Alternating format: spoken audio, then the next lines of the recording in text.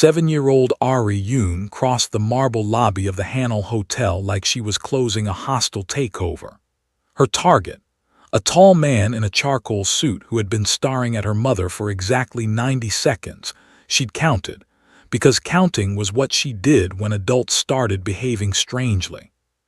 She stopped 2 feet from him, straightened her tiny bow tie with 2 fingers, and looked up with an expression far too calm for a child holding a juice box in her other hand. "You've been staring at my mother for a minute and a half," she said. "Either introduce yourself properly or stop. Those are your 2 options. I'd like to note that a third option, continuing to stare silently, is not on the table."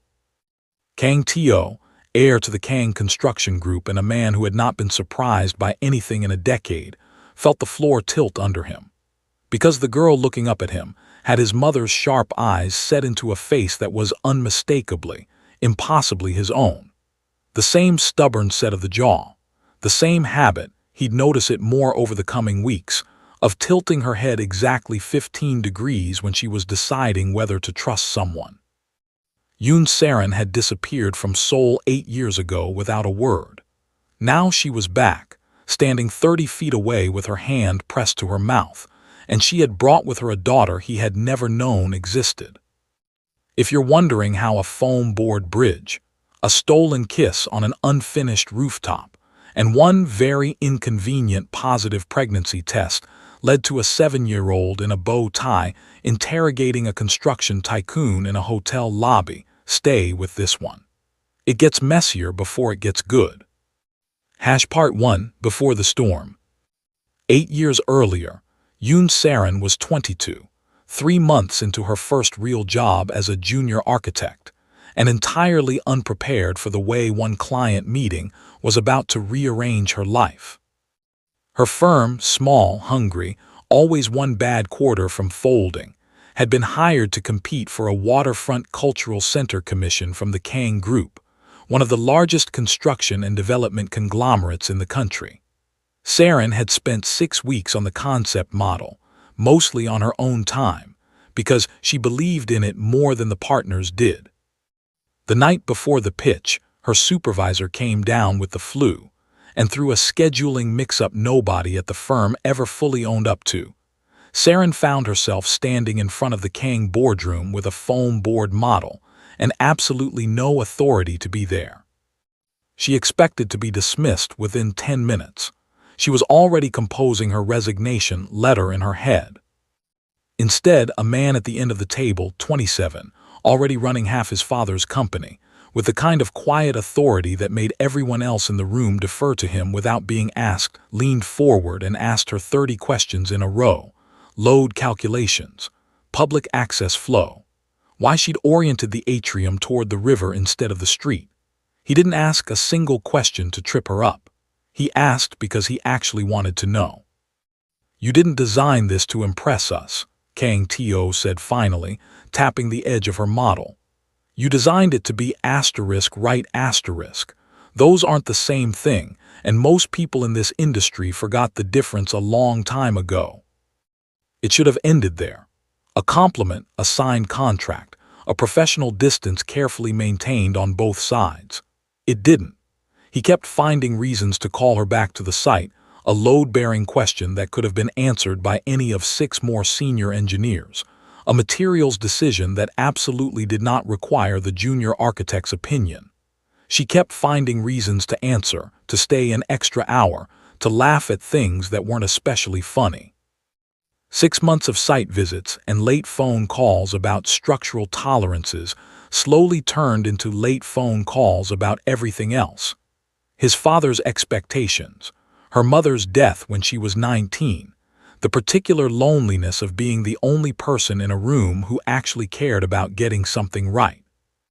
One evening on the half-finished rooftop of the cultural center, with the Han River glittering below and the whole city laid out like something they'd built together, he kissed her, and she let him, and neither of them said a word about how badly this idea.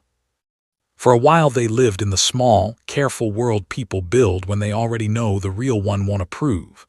The Kangs did not do office romances. They especially did not do romances with a junior architect who had no family name worth mentioning at a dinner party. Saren knew all of this. She told herself, the way people do, that it wouldn't matter, that they were different, that it would somehow be fine. Then her period didn't come, and it mattered very much. She told him 3 weeks later in his car, parked 2 streets from the Kang estate, so no one would see them together. He went quiet, the particular, terrible quiet of a man doing arithmetic he didn't want to do, and his hands tightened on the wheel until his knuckles went white. "Are you sure?" he asked. "Yes." "How far along?" 6 weeks, maybe 7. More silence, then so quietly she almost missed it. "I need time to think." Not "we'll figure this out." Not "I love you and we'll handle this together." Just a problem, waiting patiently for him to decide how to solve it. Saren's heart didn't so much break as fold in on itself, quietly and completely, the way paper does. "Give me a week," he said finally, not meeting her eyes. "I'll figure something out, I promise you that." He dropped her at the corner near her apartment and drove away. And that was the last real conversation they had for 8 years. Because 3 days later, Saren's Aunt Younghee walked into her bedroom, sat on the edge of the bed with the specific calm that precedes a hurricane and said, "You're pregnant." It wasn't a question. Saren's tears answered anyway. Younghee had spent 2 decades working as an executive assistant to a rival construction family, close enough to the machinery of Seoul's conglomerates to know exactly how they handled inconvenient complications. Not always with violence, she was careful to say that later, when Saren pressed her, but with a thoroughness that made violence unnecessary. Careers quietly ended. Apartments quietly changed hands. People quietly relocated to cities where they stopped being anyone's problem. "Does he know?" Younghee asked. "Yes." "What did he say?" "That he needs time, that his family can't find out." Younghee's jaw set in the particular way that meant a decision had already been made, and there was no point arguing with it. "We're not staying to find out what kind of asterisk time that turns into. Pack a bag. We leave tonight." He said a week. The moment his family notices something's changed in him, we won't have a week. We won't have a day. Younghee was already pulling suitcases down from the closet shelf. "I've watched families like his make problems disappear, Saren. I'm not gambling your life, or that baby's life, on a man's promise made under his father's roof." They flew to Busan the next morning, then to Vancouver 2 weeks after that, where Younghee had a distant cousin willing to vouch for 2 more names in an already crowded apartment above a dry cleaner's. Saren finished her degree online between shifts at a coffee shop and prenatal appointments at a community clinic, and on a wet October morning, in a small hospital room with her aunt gripping one hand, she gave birth to a daughter with unmistakable eyebrows and a stare that made the delivery nurse laugh out loud and say, "Well, this one already has opinions." She named her Ari *Precious, and made herself a promise as the nurse placed the baby in her arms. Whatever the Kangs were, whatever quiet machinery lived underneath that family's boardrooms and ledgers, her daughter would grow up nowhere near it. Part 2. The Menace in the Bow Tie. Ari Yoon was not, by any reasonable definition, a normal child, a fact that became clear roughly the moment she learned to speak in complete sentences. At 18 months, she reorganized her toy shelf by category and size, and screamed with genuine outrage when anyone put it back wrong. At 3, she corrected her preschool teacher's arithmetic on the classroom whiteboard, politely, in front of the whole class. At 4, she finished her first chapter book and asked her mother why the protagonist kept making financially irresponsible decisions when the math clearly didn't support that plan. By 7, she wore a bow tie to school most days, carried a small leather notebook she called her ledger, and had developed a habit of finishing her mother's sentences approximately 3 seconds before Saren finished thinking them. "You're going to cancel the raise call," Ari announced one Tuesday morning over rice and egg. I haven't said anything about the raise call. You've reread the same paragraph of that email 4 times, and you've tapped your pen twice against the table, which you only do when a client is about to make you genuinely angry. Ari checked her small digital watch. It's 8:52. I'd estimate you cancel by 9:10 at the absolute latest. Saren canceled at 8:58 and did not ask how her daughter had known. School posed its own particular set of challenges. Ari's first-grade teacher called Saren in for a meeting in October, visibly unsure how to phrase the problem. She's not disruptive exactly, the teacher said carefully. She corrected the class syllabus, in writing, with citations. She what? Submitted a 2-page memo suggesting we reorder the math unit sequence with reasoning. It was quite good. I've actually implemented part of it. The teacher hesitated. But she also negotiated a formal exemption from the class's quiet reading corner policy, on the grounds that she reads faster than the allotted time, and the enforced pause artificially caps comprehension gains. I don't actually know how to tell a 7-year-old no when her argument is better than mine. At home, Ari defended the memo without a trace of self-consciousness. The original sequencing was inefficient. I fixed it. This is a service, not an insubordination. You can't rewrite your teacher's curriculum, sweetheart. I didn't rewrite it. I proposed a revision and supported it with evidence. She was free to reject it. She didn't because it was correct. Ari considered this. I did also request the reading corner exemption, which I acknowledge was more of a personal negotiation than a public service. The bank incident, as Saren's aunt still called it years later, happened when Ari was 6 and accompanied Saren to open a small savings account in the girl's name. The teller, meaning well, addressed all her questions to Saren as though Ari weren't standing directly at the counter. And will the minor be a joint signer, or? I can speak for myself, Ari said, not unkindly, and I have several questions about your compound interest terms before we proceed. Is the rate fixed or variable, and is there a penalty for early withdrawal below the minimum balance? The teller blinked. Let me pull up the terms. Please do. I'd also like a copy of the fee schedule to review at home before we finalize anything. Ari turned to her mother. This is a reasonable amount of due diligence, Mom. I'm not being difficult. I know, baby. She wasn't wrong, either. The fee schedule did, in fact, contain a maintenance charge the teller hadn't mentioned, which Ari flagged before they left, and which the branch manager later confirmed was correct and adjusted the account terms to waive. Ari's other specialty was men who looked too long, or too warmly, at her mother. By age 6 she had developed a full protocol for it: approach, assess, and if necessary, politely dismantle. A junior colleague at Saren's firm made the mistake of complimenting her a little too enthusiastically at a holiday party, and turned around to find a small girl in a miniature blazer standing at his elbow with her arms crossed. That's my mother you're standing very close to, Ari said.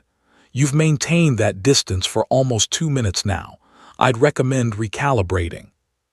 He laughed the nervous kind. I'm just being friendly, sweetheart. Friendly is a smile and a normal amount of space. What you're doing has a different name. I'd suggest looking it up on your own time. Ari's arms stayed crossed. Recalibrate, please. He recalibrated. You cannot threaten my coworkers, Ari, Saren said later, fighting very hard not to smile. I didn't threaten him. I provided a data-informed suggestion regarding personal space. Ari considered the point further. Also, he was wearing too much cologne, which is a separate issue but still relevant. How do you even know these things? You're 7. Age doesn't invalidate pattern recognition, Mom.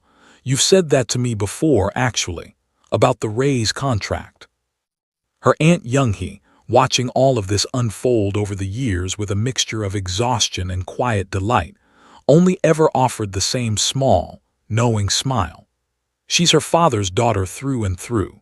You can raise her 12,000 kilometers away from that man and his empire, and you still can't dress down the genetics. Saren had spent 7 years successfully avoiding anything and everything Korean.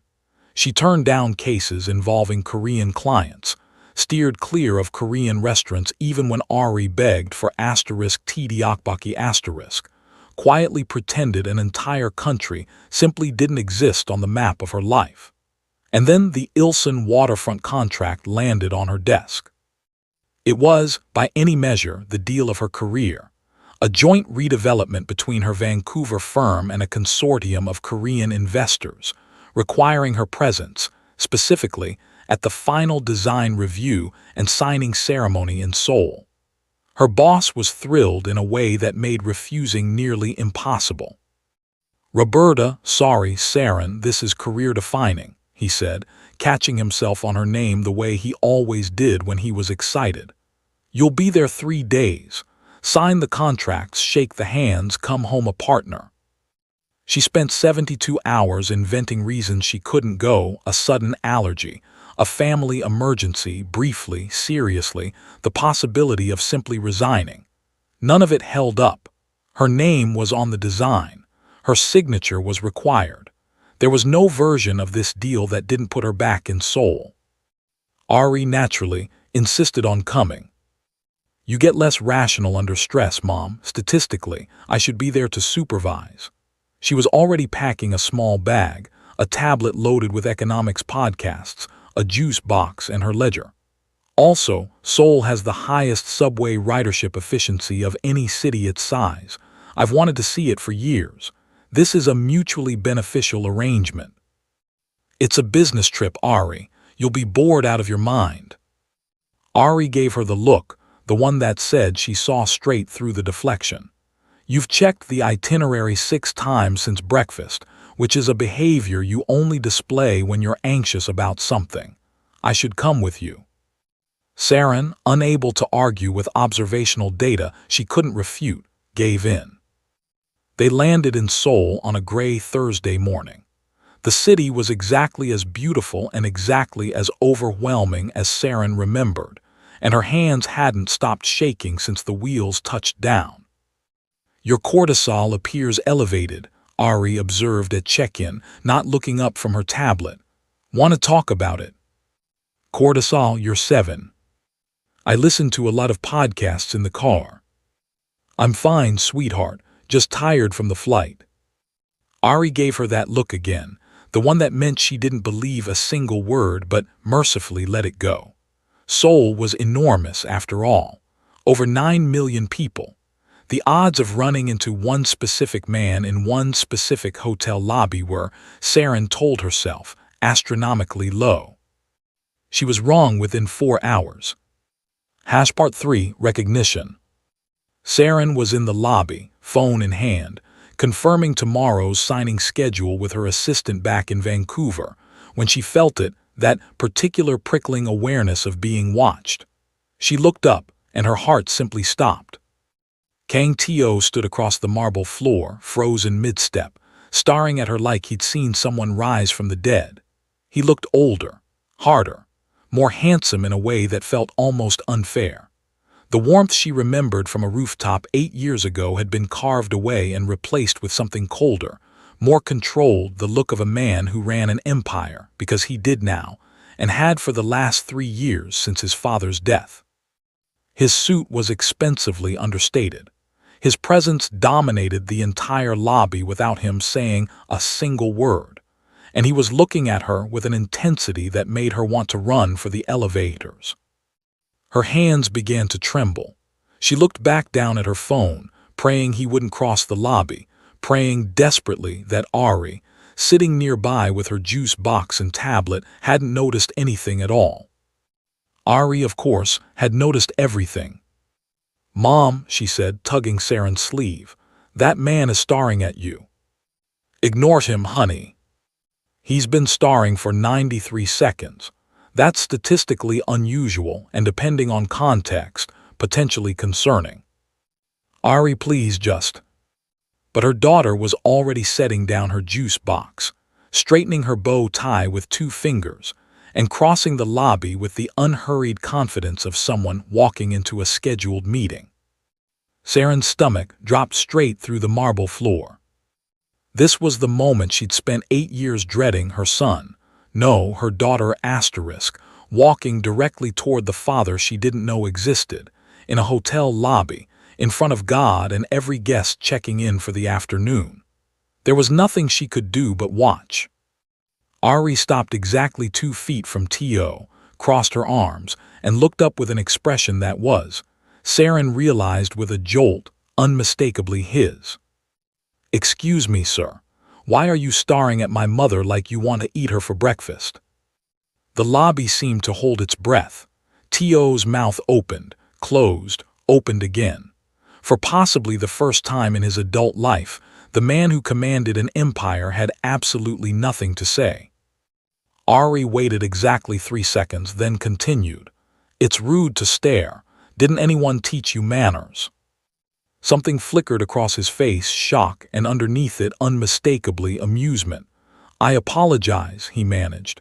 "I thought I recognized someone." "You thought wrong." Ari's tone was crisp, professional, dismissive. "Now if you'll excuse me, my mother and I have an important meeting to prepare for." She'd started to turn away when his voice stopped her. "What's your name?" Ari turned back, one eyebrow raised in a gesture so identical to his own that Seren, watching from across the lobby, wanted to sit down on the marble floor and cry. "Why do you want to know?" "Curiosity." Curiosity without context is suspicious. Ari tilted her head exactly 15 degrees. "Are you trying to gather intelligence on my mother for competitive business reasons? I should warn you, she is the lead architect on one of the most significant waterfront redevelopments in this city, and she does not lose." A smile ghosted across his face, the first real one. "Is that so?" "She redesigned the Bellwood atrium under budget and ahead of schedule when 3 other firms said it couldn't be done. She's brilliant. Whatever company you represent, I'd reconsider any aggressive strategy." "I'll keep that in mind." He crouched down then, bringing himself to Ari's eye level. "You're very protective of your mother." "Someone has to be. Men keep staring at her the way you're doing right now." Ari.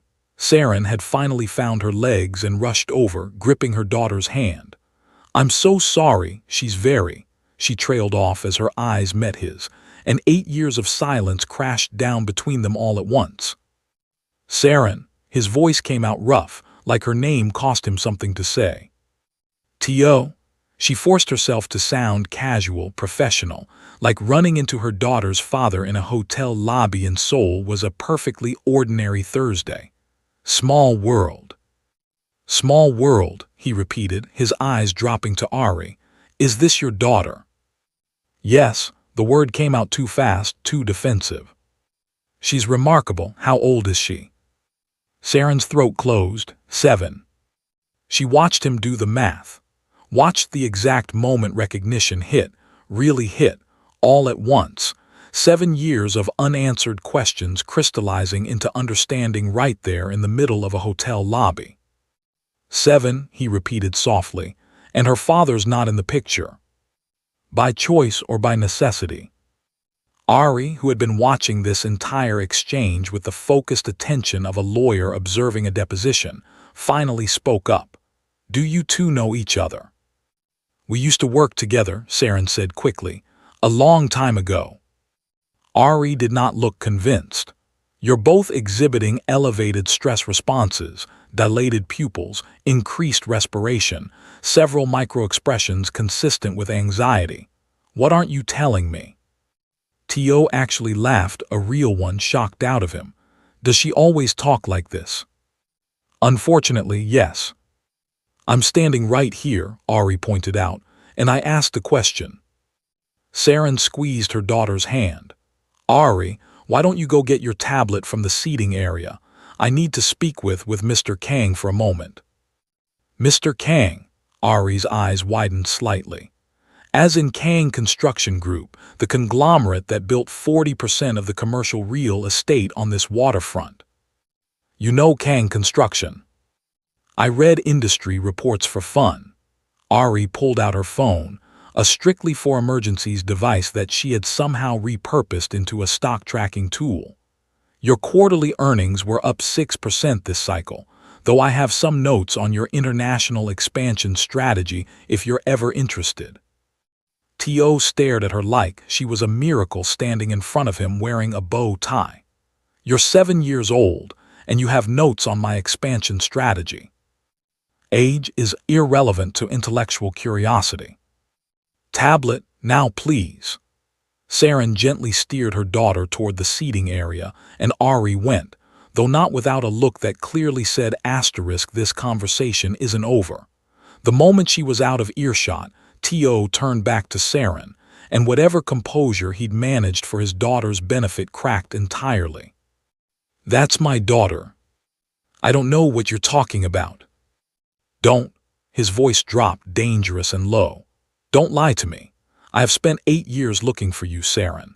8 years wondering why you vanished without a word, why your aunt disappeared with you overnight, why I could never find so much as a trace. And now I find you here with a 7-year-old girl who looks exactly like me, talks exactly like me, and has my mother's eyes. So don't stand here and pretend you don't know exactly what I'm talking about. Her hands clenched into fists. You need to leave now. Not until you tell me the truth. Is she mine? That's none of your business. The hell it's not. His control cracked visibly. If that's my daughter, I have a right to know. Rights? Saren laughed, bitter and short. You want to talk about rights? You told me you needed asterisk time to think asterisk. You said your family couldn't know. You made it very clear I was a problem waiting to be solved. That's not. My aunt told me exactly what families like yours do with problems like me. So we left. We disappeared to keep her safe. I've spent 8 years making sure your family never found us, making sure she was safe from whatever your father would have decided to do. So no, Tae-oh, you don't get to show up now and demand rights. He looked like she'd struck him. You think I would have let anyone hurt you, hurt our daughter? I don't know. I was 22 and terrified, and your exact words were I need time to think. What was I supposed to believe? That I loved you, he said, and his voice cracked on the word. That I loved you and I was already at a jeweler picking out a ring, because I was going to propose before I told my father a single thing, so there'd be nothing left for him to object to. That's the asterisk time I needed. A week to get a ring resized to fit your hand. Saren's whole world tilted sideways. What? I bought a ring, Saren. I was going to ask you to marry me and hand my father a fact instead of a request for permission. And then you were gone. Your aunt resigned. You vanished, and I spent 8 years thinking you'd used me, or worse, that I'd scared you into running for a reason I never understood. They'd drawn stares from other hotel guests by then, their voices climbing without either of them noticing. It was Ari's voice that finally cut through, sharp and clear from 10 feet away. Are you two finished? Because you're making a scene, and honestly, it's a little embarrassing. She'd walked back over holding her tablet, wearing the disappointed expression of a CEO reviewing an underperforming quarter. Let me make sure I understand the situation correctly. She crossed her arms. 8 years ago, you two had a relationship. Mom got pregnant. Her family panicked and left the country. You, she pointed at Tae-oh, spent 8 years looking for her. She spent 8 years hiding from you, and neither of you thought to simply communicate like functioning adults. Both Saren and Tae-oh stared at her. How did you? Saren started. Please, I'm 7, not unobservant. The timeline works. You both share several mannerisms. He has my exact jawline. Ari looked at Tae-oh directly. And you're clearly my biological father based on the genetics and the timing of Mom leaving Seoul. She turned back to her mother. You could have just told me. I handle complicated information reasonably well. I know, sweetheart, I'm sorry. Tae-oh crouched down again, studying his daughter with an expression Saren couldn't quite name. You're remarkable. I know, Ari said it factually, not arrogantly. The relevant question now is, what happens next? That's a good question, Tae-oh said, looking at Saren. What does happen now? Nothing, Saren said firmly. We're here for 3 days for a business deal. Then we go home. This changes nothing. The hell it doesn't, Tae-oh stood. That's my daughter who I didn't know about until 10 minutes ago. Because you didn't need to know. Because your family would have. My family, he interrupted, is me now. My father died 3 years ago. I run the company, which means I make the rules, and the rule is that my daughter does not grow up without me in her life. Saren's blood ran cold. Are you threatening me? I'm stating a fact. Ari sighed loudly, in the specific way of a child who has decided the adults in the room require intervention. This is precisely why I intend to remain single well into my 30s. Adults are genuinely terrible at conflict resolution. She looked up at Tae-oh. Let me be clear about something. You don't get to threaten my mother. I don't care if you're my biological father or the head of every construction firm in this country. She raised me alone for 7 years. She worked nights and studied for her licensing exam with me in a playpen next to her desk. She is the strongest person I've ever met. If you think you're going to intimidate her, you are badly mistaken. Tae-oh blinked, genuinely startled. Did you just defend your mother from me? Yes, what are you going to do about it? A slow smile spread across his face. You really are my daughter. Biologically, yes. Legally and emotionally, I'm a Yoon. Ari straightened her bow tie. Now, can we discuss this like civilized people, preferably somewhere private, where you two aren't creating a spectacle in a public lobby? Saren wanted to hug her and ground her for a month, simultaneously. Tae-oh gestured toward the hotel's restaurant. Shall we? Part 4, all cards on the table. That was how Saren found herself, 20 minutes later, sitting in a private dining room with her daughter's father and their extremely opinionated 7-year-old, who was currently reading the wine list with visible disapproval. This Bordeaux is criminally overpriced, Ari announced, setting the list aside. You could get comparable quality for 60% of the cost. Moving on, I'd like to establish some ground rules before we go any further. Tae-oh looked amused. Ground rules. Yes, first, no raised voices, they're unproductive. Second, no threats, mom doesn't respond well to intimidation and I won't permit it. Third, all cards on the table, no more secrets. Ari folded her hands like a tiny mediator. Agreed. Saren and Tae-oh exchanged a look. Agreed, he said. Fine, Saren muttered. Excellent, Ari pulled out a fresh notebook page. Now, Dad, can I call you Dad or should I use Mr. Kang? What's the appropriate protocol here? His eyes went suspiciously bright. You can call me whatever you're comfortable with. Dad seems premature given we've known each other for 20 minutes, but Mr. Kang feels far too formal for family. Tae-oh, until we build something stronger if that works for you. That works, Ari made a note. Tae-oh, what exactly are your intentions regarding me and my mother? Saren choked on her water. Tae-oh leaned back, studying his daughter with undisguised fascination. I want to be part of both your lives. I want to know everything I missed, your first steps, your first words, every single day I wasn't there. That's reasonable. However, Mom and I live in Vancouver. You live in Seoul. The logistics are complicated. I have a private jet. Logistics aren't the obstacle you think they are. Fair point. Another note. What about your family? You mentioned your father passed. What about the rest of the Kangs? Will they accept me? Something hardened behind his eyes. As I said, I run the family now. They'll accept what I tell them to accept. That's not an answer. That's a power play. Ari, Saren warned. It's all right. Tae-oh held up a hand. She's right. The honest answer is that my family will have opinions, strong ones. But you're my daughter. That makes you an heir whether anyone in that boardroom likes it or not, and they cannot legislate that away. An heir to what exactly? Ari asked, tone perfectly even. I've read the public filings on Kang Group. Impressive, but there have always been rumors about older interests, less legal ones, historically. I have no interest in being connected to a criminal empire.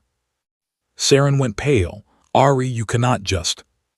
It's a fair question, Tae-oh interrupted, and something in his voice had gone very serious. The honest answer is that my grandfather's generation had interests I've spent the last 3 years dismantling, restructuring the legitimate side of the business, cutting ties with the parts that operated in shadows. I did that before I ever found you, because I wanted to be able to offer whoever I found a life that wasn't built on fear. No, I won't involve you in anything gray.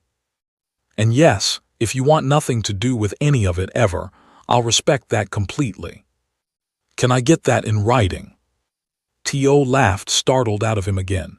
You're 7 and you want a written contract. I want assurances. You seem reasonable, but I don't know you yet. No offense. None taken. Smart to protect yourself. He pulled out his phone. I'll have legal draft something by tomorrow. Terms guaranteeing my business practices stay clean and that you have full autonomy over your own future. Saren stared at him. You're actually going to do that? Why wouldn't I? It's a reasonable request from someone I negotiate with every day for the rest of my life. He glanced at Ari. Even if that someone is 7 and clearly sharper than most of the executives on my board. Ari nodded approvingly. I like you, you're efficient. Thank you, I like you too, you're terrifying. I get that a lot. Dinner proceeded in a manner Saren could only describe as deeply unsettling. Her daughter and this man, who 8 years ago had once been the person she loved most in the world, discussing sustainability practices in the construction industry over a critique of the plating garnish, which Ari deemed unnecessary and wasteful. By the time dessert arrived, Ari had extracted a full accounting of Tae-oh's chess ranking, his coding background, and with unusual gravity, his opinion on dad jokes. Every father requires an acceptable baseline of humor, Ari informed him. It's traditional. I've been playing chess since I was 4. I'll teach you openings if you want. He thought for a moment. And what do you call a fish wearing a crown? I don't know. A kingfish. Ari made a note. Acceptable, we'll work on delivery. Fair. After dinner, Ari declared herself tired, the only conventionally childlike thing she'd done all evening, and Saren took her back up to their room, but not before Ari shook Tae-oh's hand with disconcerting formality. Thank you for dinner and the thoughtful conversation. I look forward to continuing this discussion tomorrow. So do I, he said softly. Then to Saren, can we talk alone? She wanted to say no, wanted to take Ari and run the way she had 8 years ago. But her daughter looked up at her with those knowing eyes and said, quietly, You should talk to him, Mom. You both have things to say, and Saren found she didn't have it in her to argue with a 7-year-old who was, as usual, entirely right. Part 5, the bar. She tucked Ari into bed, waited until her breathing evened into sleep, and met Tae-oh in the hotel bar. They sat in silence for a full minute before he spoke. I'm sorry. She looked up, startled. I'm sorry that I said something that made you feel like running was your only option. Sorry that whatever you imagined my family capable of doing scared you enough to disappear overnight. Sorry that you spent 7 years raising our daughter completely alone. His voice cracked. I'm sorry I wasn't there. You didn't know where we were, she whispered. I should have found you. Should have tried harder, hired better investigators, gone to the media, something. Instead, I let my father's silence about the whole thing convince me you'd simply decided I wasn't worth staying for. Your father knew. Not everything. Enough to make sure any search I ran quietly died before it went anywhere. I didn't understand that until after he passed and I found the files. His jaw tightened. He decided the situation had resolved itself favorably, in his words, and made sure it stayed that way. Saren's stomach turned. So my aunt was right to run. She was right that my family, as it was then, would have handled things quietly and without much regard for what either of us wanted. I hate that, but I understand why she made that call, and I understand why you followed it. He reached across the table, stopping just short of touching her hand. But he's here now. Ari is here, and she's perfect, brilliant, and funny and terrifying, and you did that. You built that entirely on your own. She's just like you, Saren said through sudden tears. It's the most maddening thing in the world. She knows what I'm thinking before I do. She negotiates everything. She wore a bow tie to her first day of school. A bow tie, something delighted crossed his face. Really? Insists casual Friday doesn't exist in her personal schedule. He laughed, and for one unguarded moment they were just two people who used to love each other, talking about their impossible daughter. Then the laughter faded, and he looked at her with something rawer underneath it. What happens now? I don't know. What do you want, Saren, honestly? She was quiet for a long moment. I want Ari to be safe, to be happy, to have real choices about her own life. Done what else? I don't want her pulled into family politics or anything dangerous. Already agreed to that. He held her gaze. What else, Saren? What do you want? She made herself look at him, really look, at the man who had flown across an ocean of silence to find them, who had a ring resized 8 years too late still, apparently, sitting somewhere in a drawer. I don't know if there's a version of us that survives what happened, she admitted. We have 8 years of hurt between us. I know. I'm not asking you to pretend those years didn't happen or to erase them or to jump straight back to where we left off. I'm asking for a chance to prove I'm not the man who said I need time to think and let you walk away thinking that meant something it didn't. His hand finally covered hers. One step, then another. We figure out the rest as we go. That's a big ask. I've had 8 years to prepare for it. She felt the careful walls she'd spent 8 years building start, very slowly, to crack. I can't just fall back into this. I'm not asking you to fall. I'm asking you to take one step. She took a breath, and then, carefully, tentatively, she leaned across the table and kissed him. It was nothing like the reckless kisses of 8 years ago, on a half-built rooftop with the whole city spread out below them. It was smaller, more careful, and somehow more real. Two people who'd both been broken finding their way slowly back toward each other. Part 6, Bonding Objectives. The next morning, Ari took one look at her mother's face over breakfast and smirked. You talked to him. We talked. And we're going to take things slowly. He wants to be part of your life if you want that too. Ari considered this over her precisely organized breakfast. I have questions. Of course you do. Does he play chess? He mentioned he does, actually. Can he code? Ari, those aren't the important questions. They're important to me. If he's going to be my father, we need shared interests. Ari pulled out her tablet, where she had apparently already built a spreadsheet. Categories included intellectual compatibility, emotional availability, willingness to engage in strategic games, and underlined twice, quality of dad jokes. Tae-oh arrived for breakfast 20 minutes later, took one look at the spreadsheet, and immediately began answering unprompted. Chess. I've been playing since I was 4. I can teach you openings. Coding Python at 12. Happy to start you on whatever language you'd like. Dad jokes. Already demonstrated. 1 kingfish. Subject to further review. Ari made a note. Acceptable pending further data. That was the beginning of what became, over the following months, a careful and deliberate rebuilding.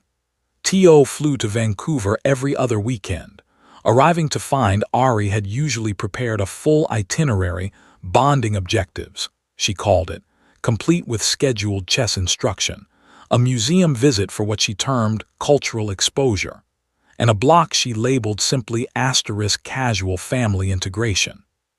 You're 7, Saren told her, staring at the color-coded schedule taped to the refrigerator. This isn't a corporate retreat.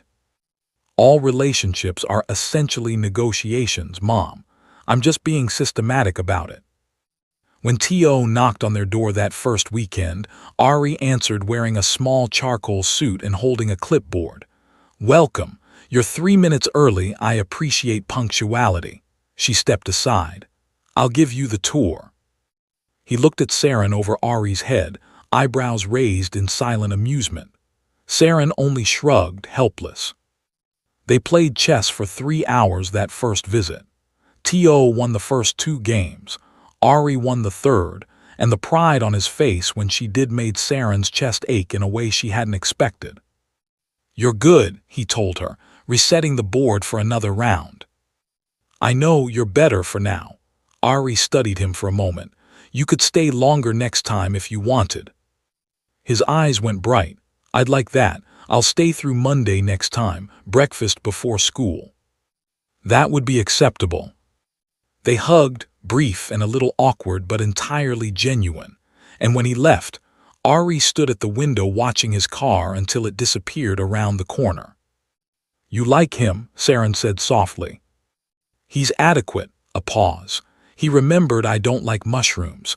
I mentioned it once on the phone weeks ago, and he remembered when we ordered pizza tonight. Small details, but for Ari, details were everything. The visits became a rhythm. Some weekends they went to science museums or chess tournaments. Some weekends they simply stayed in, playing games, reading, talking. And slowly, carefully, Tae-oh and Saren rebuilt something neither of them rushed to name. What neither of them noticed, but Ari certainly did, was the way Tae-oh's eyes followed Saren around a room. The way Saren laughed at his terrible jokes despite trying very hard not to. The way they both, somehow, kept finding excuses to be in the same room at the same time. After the third visit, Ari made a formal entry in her ledger, in her careful handwriting. Status update: Dad is clearly still in love with Mom. Mom is clearly still in love with Dad. Both are being irrational about it. Estimated timeline to reconciliation: 4 to 6 months if left entirely to their own devices. Recommendation: intervention required. Target: 3 months. Part 7. Kitchen diplomacy. The intervention, when it came, was subtle by Ari's standards, which is to say, not subtle at all. During one of her strategically timed bathroom breaks, meant to give her parents unsupervised time, Saren and Tae-oh were cleaning up after dinner, hands in soapy water, standing closer than either of them had quite noticed. You're good with her, Saren said quietly. She makes it easy. She's remarkable. He glanced sideways at her. You raised something extraordinary on your own in a city where you had nothing but your aunt and a coffee shop job. I don't think I ever told you how much I admire that. I told myself for 7 years that we made the right call, running, that she was better off away from your family, away from everything that name comes with. She set down a plate. Now I watch you two play chess, and I wonder what else I kept her from out of fear. You kept her safe, he said. That's not nothing, Saren, that was never wrong. It wasn't all right either. They stood there, hands in the sink, not quite touching. I miss you, Tae-oh said suddenly. Not just who you were 8 years ago, who you are now. The architect who redesigns entire budgets under deadline. The mother who raised a genius. The woman who's still more beautiful arguing with me about wine pricing than most people are on their best day. Tae-oh, I know you asked for co-parenting and I'm trying to respect that, but I need you to know I'm here. I'm not going anywhere, and whenever you're ready to stop being afraid of this, I'll be waiting. Saren's hands trembled in the dishwater. Ari's voice arrived precisely on cue from the doorway. The tension in this kitchen is statistically off the charts. Either resolve it, or I'm scheduling both of you separate appointments with a therapist. Ari, I'm providing observational data. She wandered to the fridge for a juice box. Also, Mom, Your cortisol is clearly elevated, and Dad has been staring at you for 45 straight seconds. The evidence is overwhelming. You're 7 and disturbingly perceptive. I'll be in my room reading about adult emotional dysfunction. Call me when you've figured this out. She disappeared down the hall with her juice box, and Saren, despite everything, started laughing. Our daughter is a menace. Our daughter is not wrong. Tae-oh dried his hands and stepped closer. Saren, I can't promise you everything will be simple. I can't promise there won't be challenges, my family, the business, all of it. But I can promise I will never make you feel like running is the only option again. I will fight for this for us every single day if you'll let me. That's a big promise. I've had 8 years to get ready for it. Saren felt the last of her carefully built walls give way. I can't just jump back in. I'm not asking you to jump, just one step, then another. We figure out the rest together. She stepped forward and kissed him, softer this time, surer, and from down the hall Ari's voice drifted back, muffled but triumphant. Finally, thank you. I can sleep peacefully now. They both laughed against each other's mouths. She's been planning this, hasn't she? Saren said. Absolutely. I found her * parent reconciliation strategy notebook last week, complete with a timeline and, I want to say, intervention tactics. Saren shook her head, smiling in a way she hadn't in years. We are in so much trouble with that kid. The best kind of trouble. Part 8, The Rival. Not everyone was pleased that Kang Tae-oh had spent the better part of a year quietly commuting to Vancouver.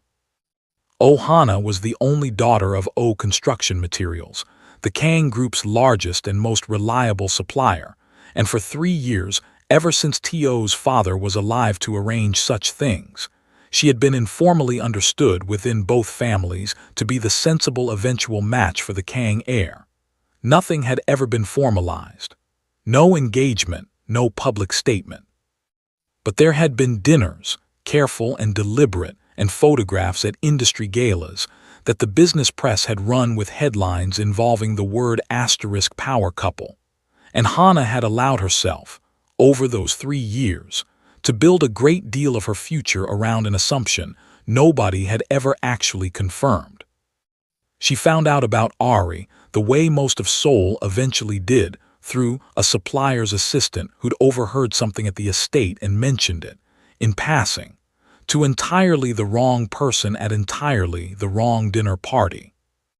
Hana did not confront Tae-oh directly. She was too controlled for that and far too strategic.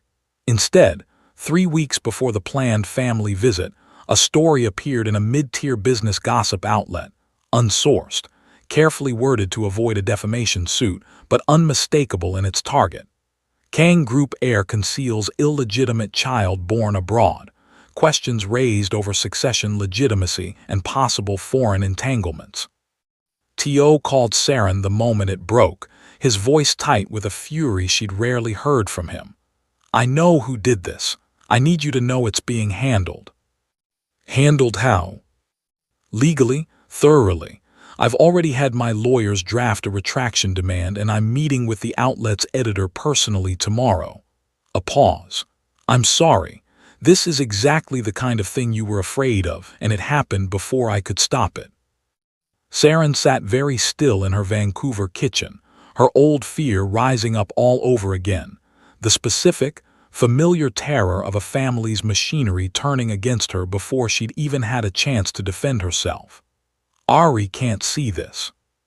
She's already seen it, came a small voice from the hallway. Ari stood in her pajamas, tablet in hand, expression carefully neutral in the way it only ever was when she was working very hard to seem unbothered. I have news alerts set up for anything mentioning Kang Group. I should have disabled that before this in retrospect. Poor planning on my part. Ari, sweetheart. I'm not upset about the article, Mom. I'm upset about the sourcing. Ari climbed onto the couch, tucking her knees up, and for once she looked exactly her age. Someone close to the family did this. That's not a stranger with an opinion. That's someone who knew specifically when to time it to do the most damage. Tae-oh on speakerphone went quiet for a long moment. She's right, and I think I know who. He was right, though it took him another 10 days and a very uncomfortable conversation with Oh-hana herself to confirm it. She didn't deny it outright, didn't need to, given how carefully she'd covered her tracks, but she also didn't apologize. You spent 3 years letting our families believe something without ever correcting it, she told him, in a private meeting room at her father's office, arms crossed, entirely composed.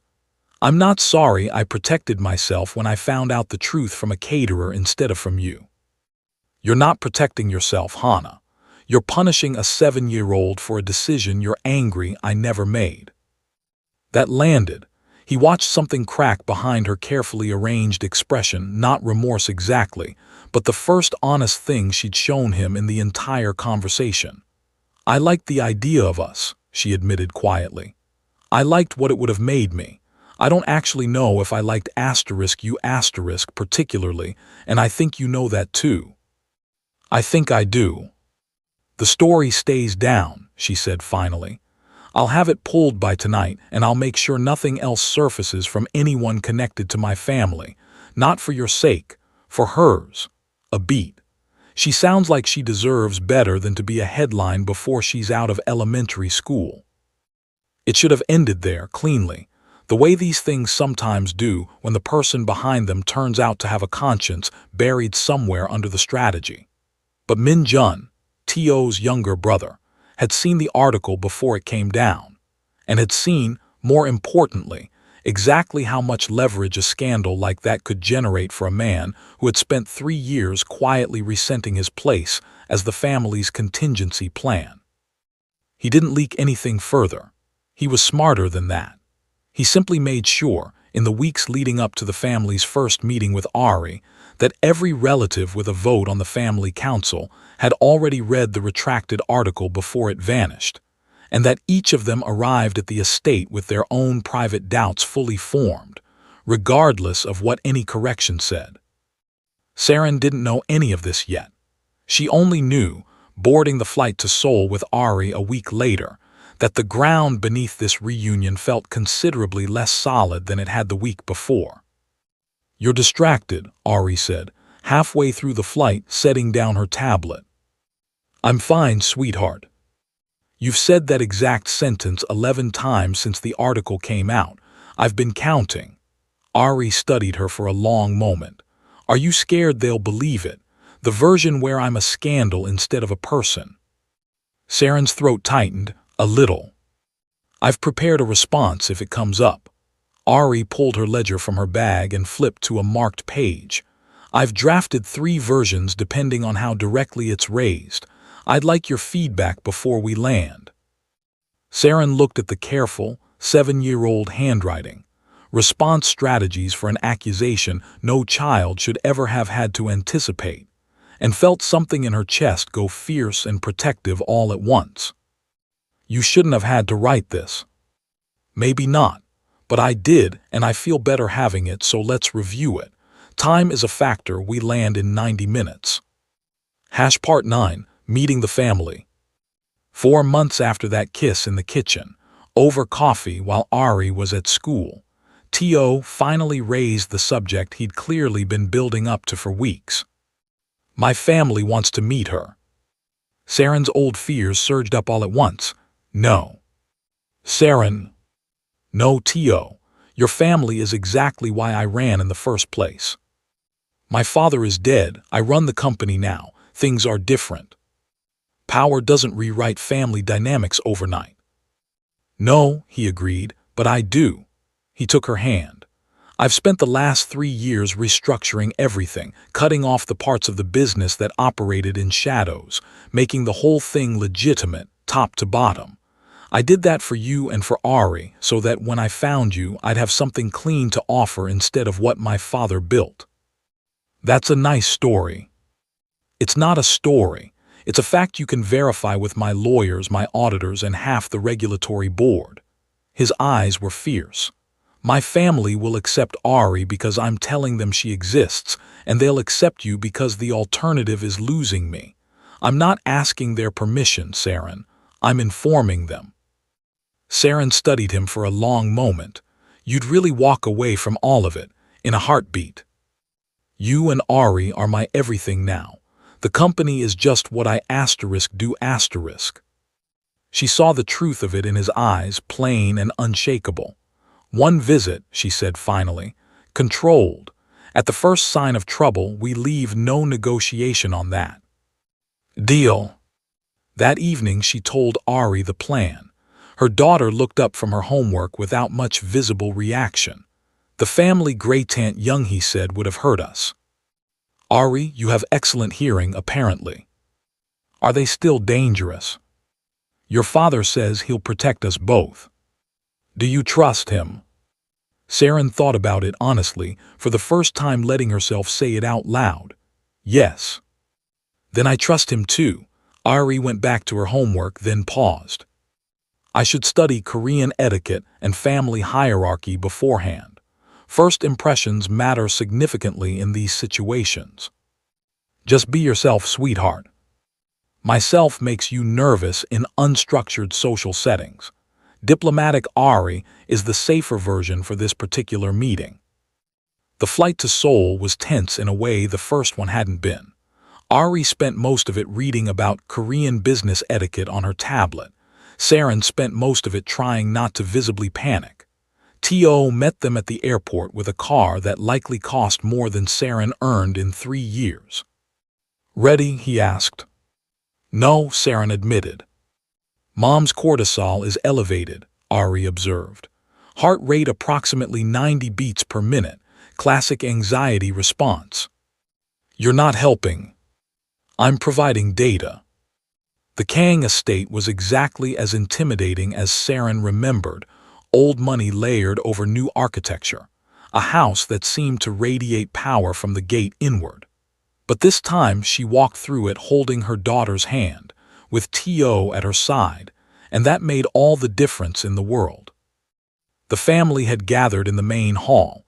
Tae-oh's mother, elegant and cold-eyed.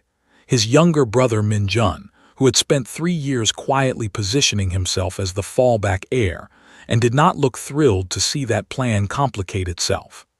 2 cousins who regarded Saren the way one regards something unfortunate tracked in on a shoe. And there, in the center of it all, a 7-year-old girl in a bow tie walked forward without flinching, stopped at the correct distance, and bowed with textbook precision. Good afternoon. My name is Yoon Ari. I'm honored to meet my father's family. The room went completely silent. Tae-oh's mother stared at Ari, her face cycling through shock, recognition, and something that might have been grief. She has your exact expression at that age, she said quietly to her son. I know, Tae-oh said. Min-jun stepped forward, unwilling to let it go so easily. This is the child, the unverified heir. My daughter, Tae-oh corrected, voice hardening. Kang by blood, which makes her legitimate whether you find that convenient or not. Her mother ran away for 8 years, one cousin sneered. How do we even know she's really yours, or whether this whole story is convenient timing, given what was printed about her a few weeks ago? Ari cleared her throat. Would you like a DNA test? I researched several accredited laboratories on the flight over. Results within 72 hours, or we can simply acknowledge the obvious resemblance and move forward as rational adults. Either is fine with me. She paused, and when she continued, her voice had lost none of its calm but gained something harder underneath it. As for the article, it was retracted within 48 hours because it wasn't true. I'd ask whoever forwarded it to this room ahead of today's meeting why they felt that was necessary information to circulate, given it had already been corrected. That seems like a more interesting question than my paternity, honestly. The room went very quiet in a different way this time. Min-jun's jaw tightened almost imperceptibly, but Tae-oh caught it, the small, telling flicker of a man realizing he'd been seen. Did she just, the cousin started, offer to prove her own paternity, unprompted, and then quietly identify the person responsible for a defamatory news story in the same breath, Tae-oh said, covering his mouth to hide a smile that had gone considerably sharper. Yes, she did. His mother walked forward slowly, studying Ari like a puzzle she was determined to solve. How old are you? 7 years and 5 months. And you always talk like this. I find clear communication prevents most misunderstandings. A beat. Also, my grandmother, is that the correct term? I understand you were fairly formidable in your day. I've read about your role in the original Buckshan acquisition. I have questions if you're open to them. The older woman laughed, actually laughed, loud and genuine. She is unmistakably a Kang. She turned to Saren. You raised her alone. Saren lifted her chin. Yes. And she turned out like this asterisk. Brilliant, fearless, and thoroughly insufferable. I prefer precocious asterisk, Ari interjected. Tae-oh's mother smiled, small but genuine. I like her, she can stay. That wasn't your decision to make, Tae-oh said evenly. No, but I'm making it anyway. She turned back to Ari. Your Korean needs work. We'll fix that. Your understanding of family hierarchy also needs work, but you have real potential. Thank you. Minjun, however, remained unconvinced. The girl is fine. What about her? He gestured towards Saren without bothering to be subtle about his contempt. No family name, no connections. She can't possibly. She's the woman I love, Tae-oh interrupted, loud enough to silence the room. The woman I have loved for 8 years. The woman who raised my daughter to be extraordinary while I wasn't there for a single day of it, and she's going to be my wife. He turned to Saren, and something in his expression shifted from confrontation to something far more vulnerable. I know we haven't talked about this. I know I'm doing this completely wrong, but I'm done hiding from them and from you. He reached into his jacket and produced a small box, the same one, Saren realized with a jolt, that he'd been carrying, apparently, for 8 years. He dropped to one knee, right there in front of his entire assembled family. Yoon Saren, you are brilliant and fierce and the best mother our daughter could possibly have asked for. You make me want to be better than I am. Marry me. Saren stared at him, tears already spilling over. You're proposing now, in front of everyone, while your family is still arguing about whether I'm good enough. I'm proposing now because I've already wasted 8 years, because I'm not wasting a single second more, because I want everyone in this room to hear clearly that you're not merely good enough, you're everything. He opened the box. The ring inside was simple, classic, exactly the kind of thing a 27-year-old with more sincerity than experience would have chosen 8 years ago. So, yes, I'm asking. What do you say? Ari leaned over and whispered, entirely audibly, the statistically optimal answer here is yes, Mom. Just flagging that. Ari, I'm providing guidance. Saren looked at Tae-oh, at the man who had spent 8 years searching, who'd flown across an ocean every other weekend to earn back a place in his daughter's life, who was currently kneeling in front of a family that hadn't yet decided whether to approve of her, staking his whole future on the answer. Yes, she said, yes, I'll marry you. The kiss that followed silenced every single person in that room. When they finally broke apart, Ari began clapping. Excellent decision-making, both of you. I approve of this union. Oh, you approve? Saren laughed through her tears. Obviously. Someone in this family has to make the rational calls. You two are far too emotionally compromised to evaluate this objectively. Tae-oh's mother smiled, watching her granddaughter with open delight. I'm beginning to understand exactly why you kept her from us for so long. Give her a decade, and she'll be running this company better than either of you. She's 7 asterisk, Saren protested. Age is irrelevant to ambition, the older woman replied. Welcome to the family, Ms. Yoon. Try to keep up. Minjun found Tae-oh alone on the terrace an hour later. After most of the family had drifted off to process the afternoon's events, over considerably stronger drinks than the ones served at dinner. "You knew," Tae-oh said without turning around. "About the article. You saw it before it came down and you made sure everyone else did too." Min-jun didn't bother denying it. "I didn't write it. I didn't ask for it to be written." "You didn't have to. You just made sure it did the most damage possible once it existed." Tae-oh finally turned to face him. "I've spent 3 years trying to build something you could inherit cleanly, if it ever came to that, restructuring, cutting the parts of this company that would have made either of us ashamed. And the first real test of whether you'd actually be capable of running it, you used a 7-year-old as a weapon." "You were never going to hand it to me either way," Min-jun said, quieter now, some of the defensiveness draining out of him. "Not really. Not once she existed. I've spent my whole life as the contingency plan, Tae-oh. I found out about your daughter from a caterer's assistant, same as everyone else. Did you ever consider what that felt like?"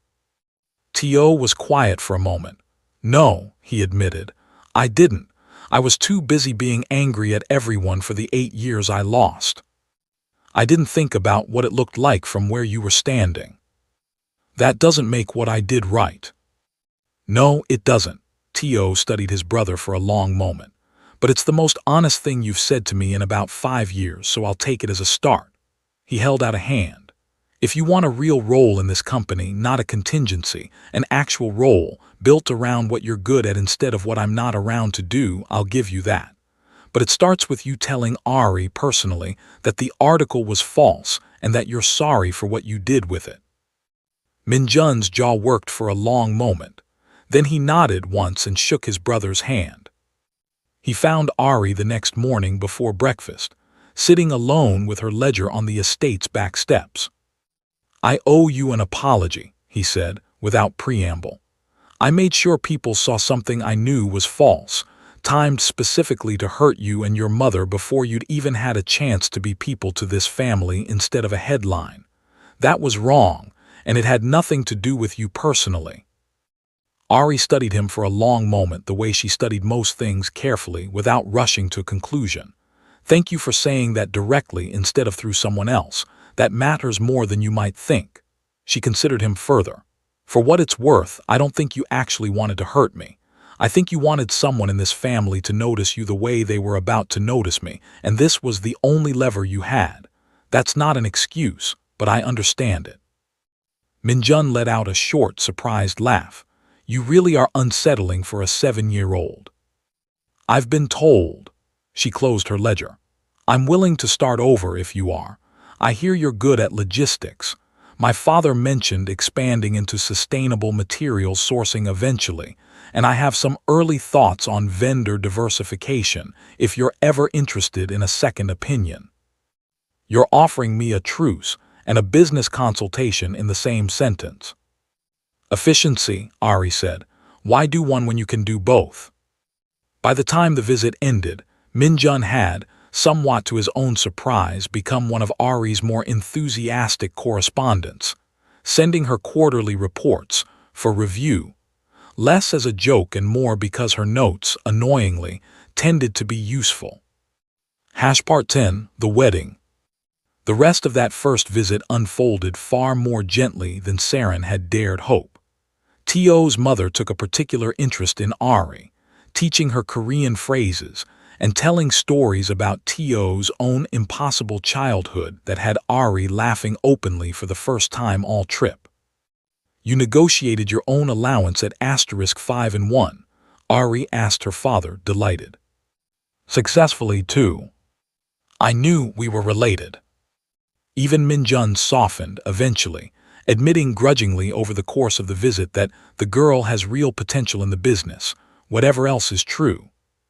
By the time they left Seoul, Ari had acquired a Korean grandmother who called twice a week, a second cousin who'd promised taekwondo lessons, and an uncle who, despite himself, had started sending her quarterly earnings reports for review. The wedding took place 8 months later, on a terrace overlooking the Han River, close enough to the site of the original half-built rooftop that Tae-oh had insisted on it specifically. Ari, in a miniature version of her father's suit, walked her mother down the aisle on one side while Great-Aunt Younghee held the other. "I'm giving you away," Younghee whispered. "I'm making sure she actually gets there," Ari added. "Quality control." At the altar, Tae-oh took Saren's hands and looked at her like she was the only person in the entire world. "I've loved you since I was 27 years old," he said during his vows. "I loved you when we were sneaking around a job site pretending it was about the blueprints. I loved you when you disappeared, even when I didn't understand why. I loved you every single day of the 8 years I didn't know where you were, and I will love you every day for the rest of my life." Saren barely made it through her own vows without sobbing outright. When they kissed, Ari started the applause, and the whole room joined in immediately. Later, during the father-daughter dance Ari had insisted on adding to the schedule weeks in advance, Tae-oh crouched to her level. "Thank you for giving me a chance, for letting me be your father. Thank you for not giving up on us, for finding us, for loving Mom even when she was being difficult." She'd say cautious. "She was difficult," Ari grinned. "But so was I, for the record. I researched you extensively before we ever came to Seoul to make sure you weren't secretly terrible. And you passed the background check, barely." Tae-oh laughed and pulled his daughter into a hug. "I love you, Ari." "I know. I love you too, obviously," she added, after a beat. In the careful, slightly formal way she said things that actually mattered most. Epilogue, moving day. 3 months after the wedding, the family stood in their new home in Seoul, not the Kang estate, but a quiet house Ari had personally selected based on optimal commute efficiency and school proximity. Ari's room was already organized, her small suits hung by color in the closet, her books arranged strictly by subject. She emerged that first morning in her new school uniform, looking far too professional for a 7-year-old on her first day. "Ready?" Saren asked. "I've prepared a brief introduction, reviewed the curriculum in advance, and packed appropriately." Ari adjusted her backpack. "I'm ready." "Of course you are." Tae-oh came downstairs adjusting his tie. "I'll drop her off on the way to the office. Someone needs to make sure she doesn't negotiate directly with the principal on day 1. "That was one time," Ari protested, "and the curriculum genuinely did need revising." As they headed for the door, Ari turned back. "Mom, you have the Choi and Associates meeting at 10. Don't forget your portfolio, it's by the door, and take the blue folder, not the red one. The blue has the updated site revisions." "How do you even know about my meeting?" "I checked your calendar. Also, grandmother is coming for dinner tonight. She called yesterday. I confirmed 6 o'clock. She's bringing kimchi asterisk. I know you're still adjusting to it, Mom, but pretend to enjoy it. Family diplomacy matters." "Someone has to manage this family," Saren said, half to herself watching them go. After they left, she stood in the quiet of the new house and thought about how far they'd come, from a terrified 22-year-old fleeing the country in the middle of the night, to this. A home in Seoul, a husband who had never stopped searching for her, a daughter who wore bow ties and managed everyone's calendars and somehow, impossibly, ran the whole family better than any of them managed themselves. Her phone buzzed, a message from Ari sent from the car.